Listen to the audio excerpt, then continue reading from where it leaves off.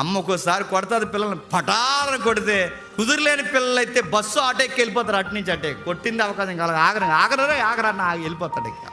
మనసు ఎరిగిన పిల్లలైతే ఏ అమ్మ కొడతాదో చెప్పండి, ఏ అమ్మ కొట్టిందో మళ్ళీ అదే అమ్మను పట్టుకుని కొట్టకమ్మా అంటాడు. అంటే కొట్టిన అమ్మ దగ్గరికి వెళ్ళి మళ్ళీ అమ్మను పట్టుకుని అదే బిడ్డ ఏడుస్తుందంటే మీకు ఏమర్థమవుతుంది చెప్పండి?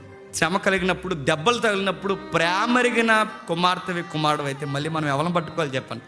మనల్ని కొట్టిన దేవుడిని పట్టుకుని, దేవా ఇంక కొట్టక ప్రభా నేను చచ్చిపోయేలా ఉన్నాను, ఆయన పట్టుకుని ఆడవాలి. మనం అలాంటి కాదు, ఆటో ఎక్కేద్దాం చూస్తాం, మనం బస్సు ఎక్కేద్దాం చూస్తాం. ఎక్కడికి వెళ్ళకు, కొట్టుతున్న ఆయన్నే పట్టుకో, ఆయన దగ్గరికి ఎప్పో. యెరెమయా నీకు నాకు ఏం నేర్పిస్తున్నాడు? శ్రమలలో మంచోడని కనిపెట్టు, ఏదో ఒక టైం వస్తుంది విడిపిస్తాడు. దయాళుడని నమ్ము, కనిపెట్టు, ఓర్పుగా ఉండు, ఆయన కొరకు ఎదురు చూడు, ఆయన కొరకు మాత్రమే నువ్వు ఆలోచించు. ఎంతగా ఆలోచిస్తావు అంటే ఎటూ కదలకుండా అలా నిలబడు.